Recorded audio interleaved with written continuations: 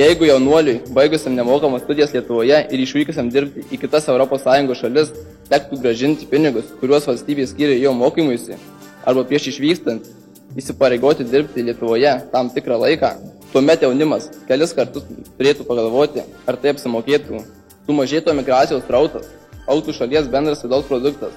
Tačiau ar žmogus nekelia savo valstybės ekonomikos, siųsdamas savo pinigus atgal savo gimtąją šalį iš kažkokios užsienio valstybės? Tai manyčiau, kad kelia, bet nepakankamai tiek, kiek jis tai dirbtų Lietuvoje. Asmuo išvykęs dirbti svetur neturėtų valstybė grąžinti pinigų už mokslą, kadangi kol jis čia gyvena ir mokosi, dalis jo pinigų vis tiek atiteks valstybei. Ar ta suma yra lygiai tokia pati didelė, kiek yra sumokama už jo mokslą? Kol jisai moka giminėms, kol jisai dirbdamas siunčia pinigus ir panašiai, aš manau, kad tai turėtų būti panašu. Pirmas dalykas, kad negalėdamas išvažiuoti, žmogus negalėtų kelti savo kvalifikacijos užsienyje ir jos pritaikyti Lietuvoje.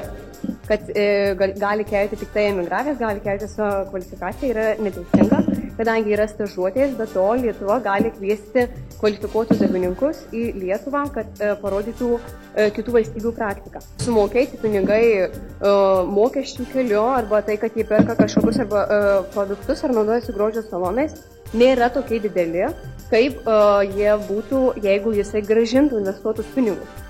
Pilietiškumas tai pareigų atlikimas savo valstybei bei tautai. Į pilietiškumo sąvoką taip pat įeina vertybės, moralė, darbas bei sąžiningumas. O palikti valstybę negrąžinus jos investicijos yra nesąžininga ir amoralu. Manau, jog amoralu yra teikti, jog žmogus privalo grąžinti valstybės į investuotas lėšas, nes tai varžytų žmogaus laisvę, kadangi likus dirbti Lietuvoje būtų apribojama žmogaus laisvė. Be to, kad žmogus po mokslų išvyksta, yra pačios valstybės problema, kadangi suteikia žmogaus reikalaujamą išsilavinimą, bet nesuteikia tinkamų sąlygų dirbti. Atlyginimai kur kas yra mažesni nei ES vidurkis. Todėl atsižvelgiant į tai, jog žmogus yra laisvas, galima sakyti, jog svarbiausia yra kiekvienas individas, o ne valstybė. Sąlygų nesukuria, nes neturi iš ko kurti. Tai yra ekonominis ratas. Įsivaizduokite, darbingą žmogų, baigusį bakalauro studijas informacinių technologijų srityje, medicinoje arba šiaip turintį atitinkamą išsilavinimą. Būtent taip atrodo statistinis emigrantas, kurio studijų išlaidas padengti turėjo valstybė. Ar jie kaip nors savo šalį atsidėkoja? Ne. Kiekvienais metais dėl emigracijos Lietuva praranda maždaug 80 000 mokesčių mokėtojų. Vienam žmogui vien tik 12 klasių baigimui skiriama 45 000 litų. Su kiekvienu už save nesusimokėjusiu emigrantu šalis praranda pinigus. Šie pinigai galėtų būti skiriami investicijai į mokymo įstaigas bei kokybiškesnį naujų specialistų ugdymą. Investuodama į moksleivį, šalis tikisi, jog užaugę šie padės šalies ekonomikai. Todėl natūralu, jog įvykiams klostantis atvirkščiai, šalis gali pareikalauti grąžinti šiuos pinigus. Žmogus neprivalo atidirbti tam tikro laiko Lietuvoje. Kadangi dirbdamas svetur, jis vis tiek per savo artimuosius atiduoda dalį savo pajamų valstybei. Jie iš gautų pinigų moka mokesčius, perka įvairias prekes ir kitus produktus.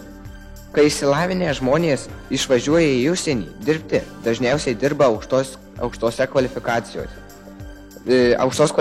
darbus. Kadangi darbo sąlygos užsienyje yra geresnės ir inovatyvesnės, grįžę gali jas pritaikyti ir Lietuvoje.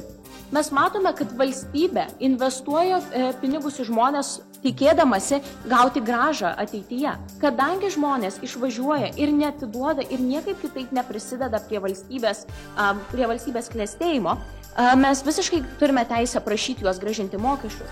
Visi žmonės, visa valstybė moka už jų išsilavinimą, tikėdamasi, kad gaus grąžą naudingą visai visuomeniai, o ne tik tam individui ar kažkokiai individų grupiai. Ar ši politika yra naudinga ekonomiškai? Ir atsakymas vėlgi yra taip, ponios ir ponai. Todėl, kad mes matome, kad jeigu žmogus grąžintų savo valstybės į investuotus pinigus, tai tie pinigai būtų tiesiogiai įnešami į išsilavinimo gerimą. Visų pirma, mes manome, kad žmonės negali gauti esminės darbo patirties, tai yra negali tobulėti, nes tai yra pagrindinė priežastis, kodėl jie išvažiuoja į užsienį. Vis tiek didžioji dalis investicijų investuotojų iš jų, kol jie mokosi aukštoje mokykloje, sugrįžta per inovacijas, kurias jie parsiveža iš užsienio. Kadangi čia mes matome, kad daugiausiai inovatyvių idėjų šiuo atveju gimsta užsienyje, kadangi Lietuvoje šiuo atveju galbūt yra mažiau tinkama terpė tom idėjoms skleistis. Jeigu mes leisime į užsienį išvažiuoti tik tais neišsilavinusiam žmonėms, mes manome, kad tai pakenktų Lietuvos įvaizdžiui užsienyje. Ir trečia, mes matome, kad šitie pinigai vis tiek lieka Europos Sąjungoje, ponios ir ponai. Ir šitie pinigai galiausiai vis tiek vienokiu ir kitokiu būdu per subsidijas grįžta į Lietuvą. Kodėl žmonės išvažiuoja tobulėti? Iš esmės jie išvažiuoja tobulėti, kad patobulintų savo asmenybę, kad galėtų vėliau grįžę į Lietuvą pritaikyti savas idėjas, plečiant visą Lietuvos gerovę. Čia mes matome yra esminė pilietiškumo idėja, ponios ir ponai.